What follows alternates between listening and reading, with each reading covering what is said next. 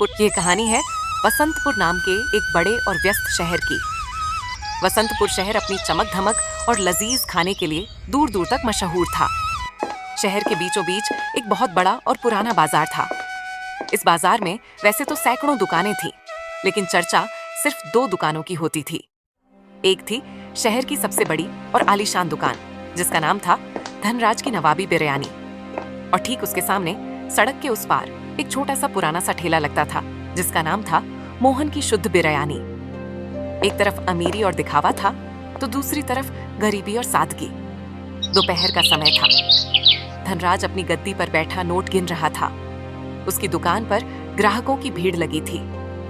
धनराज का ध्यान खाने की गुणवत्ता पर नहीं, बल्कि गल्ले में आ रहे पैसों पर था।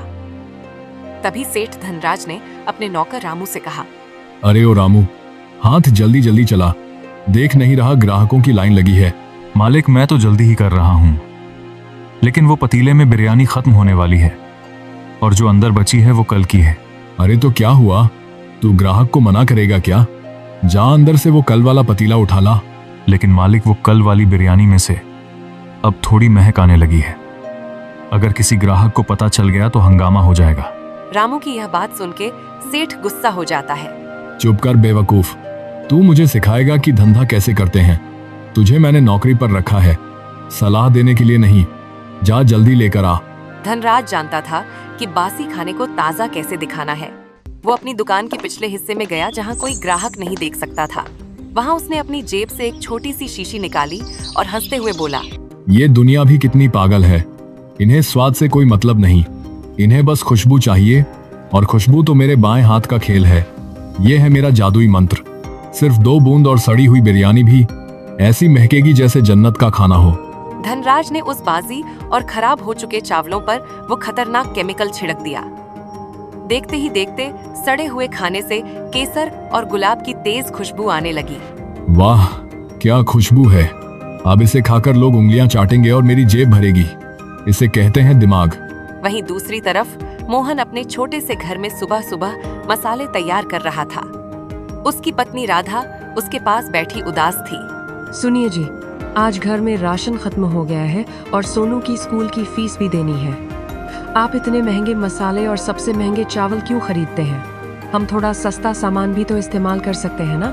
राधा, मैं तुम्हारी परेशानी समझता हूँ, लेकिन मेरे बाबूजी हमेशा कहते थे कि खाना सिर्फ पेट भरने के लिए नहीं होता, वह आत्मा की तृप्ति के लिए होता है।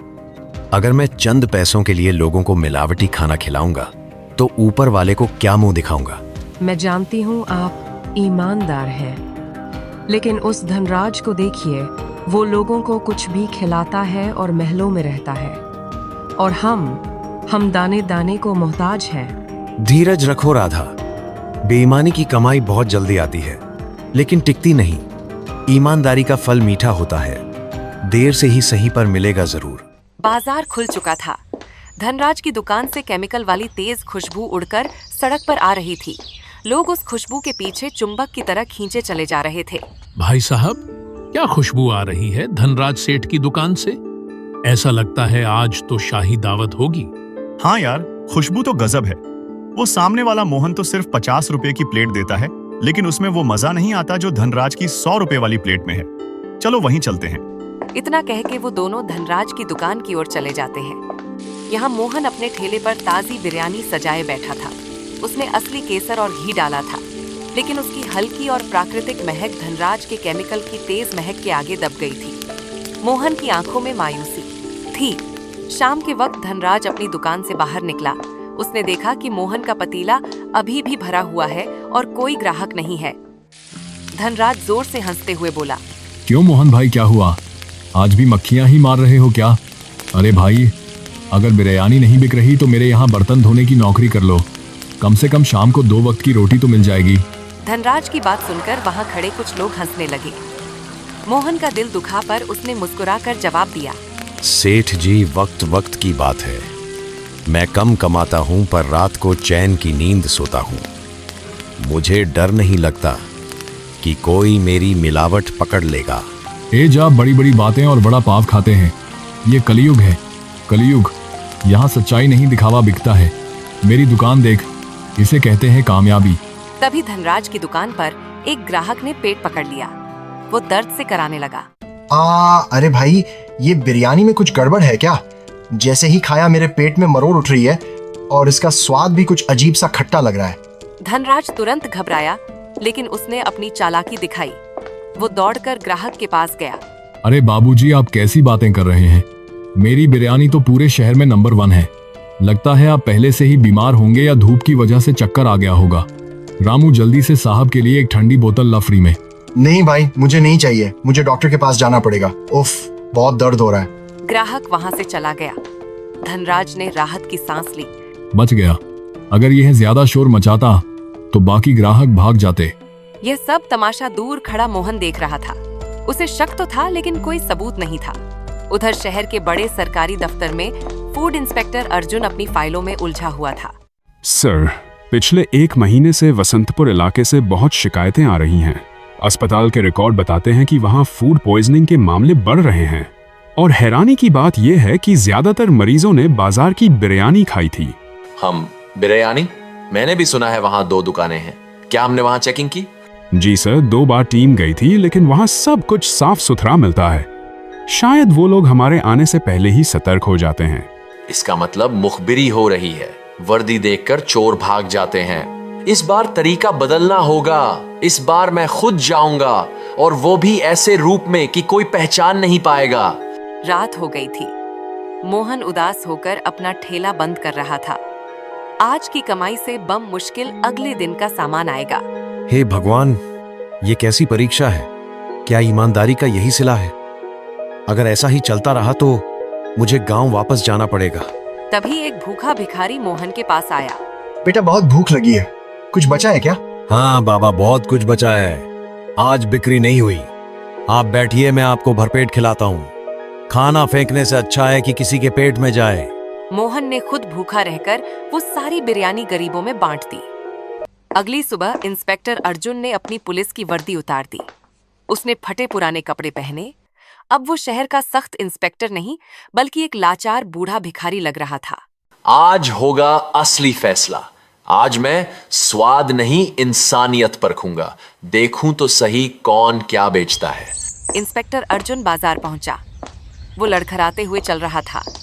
उसने देखा कि धनराज की दुकान पर रोज की तरह भीड़ थी और मोहन का थैला खाली पड़ा था। अर्जुन ने सबसे पहले धनराज की दुकान का रुख किया। ओ बेटा, ओ सेठ जी। अरे रामू, ये बूढ़ा ऐसे नहीं मानेगा। इसे वो कल रात की बची हुई खुरचन है ना, जो हम कुत्तों को डालते हैं, वो 1 दोने में डालकर दे दे और यहाँ से भगाए इसे। दिमाग खराब कर दिया। रामू ने एक गंदे से कागज पर थोड़ी सी बासी बिरयानी रखकर अर्जुन को दिया। अर्जुन ने उसे हाथ में लिया। उसमें से सरांद आ रही थी, जिसे मसालों से छिपाने की कोशिश की गई थी।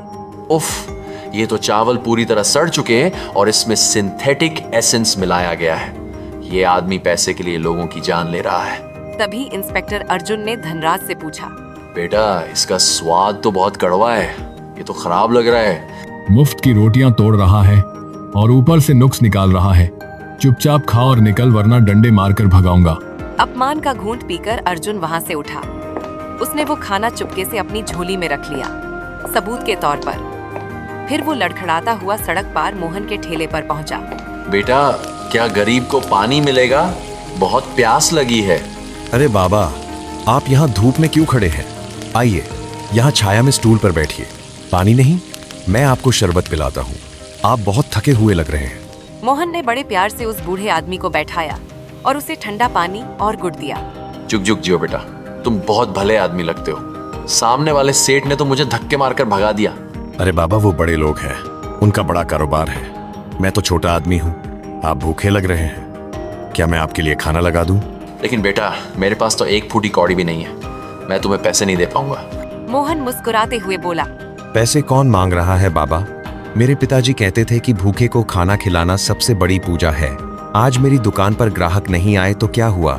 आज आप मेरे खास मेहमान हैं। मोहन ने एक साफ प्लेट में गर्मा गर्म बिरयानी ली और पूरे आदर के साथ अर्जुन के हाथों में दे दी। लीजिए बाबा, आराम से खाइए, और चाहिए तो मांग लेना। अर्जुन ने पहला निवाला मुंह में डाला। चावल का एक एक दाना खिला हुआ था। मसालों का स्वाद एकदम शुद्ध और घर जैसा था। उसमें कोई बनावटी खुशबू नहीं थी। बस प्यार और ईमानदारी की महक थी। बेटा, ऐसा खाना तो मैंने बरसों से नहीं खाया। इसमें तो जादू है। तुम इतना अच्छा खाना बनाते हो, फिर भी तुम्हारी दुकान खाली क्यों है? बाबा, आज का जमाना दिखावे का है। मैं केमिकल नहीं डालता, इसलिए मेरी बिरयानी दूर से नहीं महकती, पर जो एक बार खा लेता है वो खुश होकर जाता है। खाना खत्म करने के बाद अर्जुन अपनी जगह से खड़ा हुआ। उसकी आंखों में अब लाचारी नहीं बल्कि एक तेज चमक थी।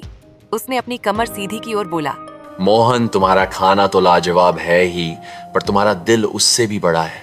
मोहन उसकी बदलती आवाज सुनकर हैरान हो गया। बाबा, आपकी आवाज अचानक बदल गई? हाँ मोहन, क्योंकि मैं कोई भिखारी नहीं हूँ।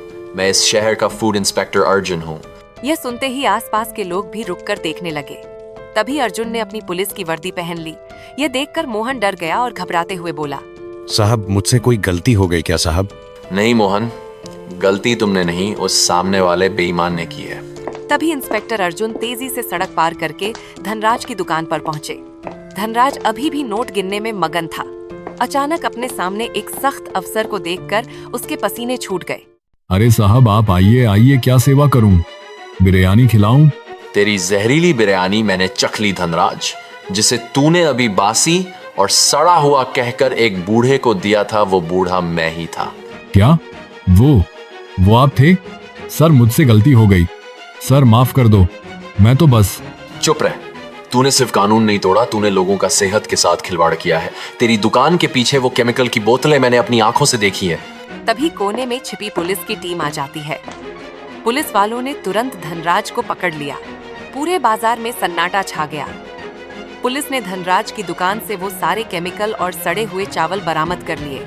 इस दुकान को अभी सील कर दिया जाए और इस मिलावटखोर को थाने ले जाओ। इसे अब जेल की हवा और जेल का ही खाना मिलेगा। इंस्पेक्टर साहब, रहम करो, मेरी इज्जत मिट्टी में मिल जाएगी। इज्जत कमाई जाती है धनराज, नोटों से खरीदी नहीं जाती। ले जाओ इसे। धनराज को हथकड़ी लगाकर पुलिस ले गई। उसके घमंड का महल आज चकनाचूर हो गया था। भीड़ अब मोहन के ठेले के पास जमा हो गई थी।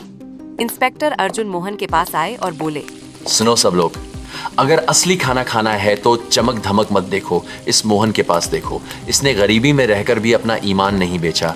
आज से मैं ऐलान करता हूँ, मोहन की बिरयानी शहर की सबसे सुरक्षित और बेहतरीन बिरयानी है। आपका बहुत बहुत धन्यवाद साहब। उस दिन के बाद मोहन की दुकान पर पैर रखने की जगह नहीं बची। उसकी ईमानदारी की खुशबू अब पूरे शहर में फैल चुकी थी और वह धनराज जेल की सलाखों के पीछे अपने किए पर पछता रहा था।